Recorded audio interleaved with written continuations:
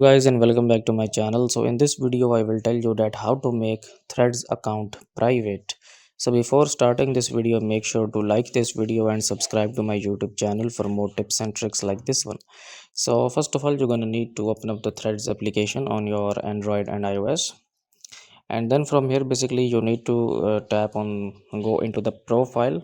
Okay, and then from there tap on the two lines at the top right, and then go into this privacy option here, and at the top you can see that we have this private profile option, so just turn it on, and then now your account is a private account. And then second method to do is there, like, just go into your Threads profile, tap on this edit profile option, and here you can see that we have this private profile option, so you can just make it public and private from there as well. Okay, so that's it for this video, guys. If you find it useful, kindly like this video and subscribe to my channel, and I will meet you in the next video.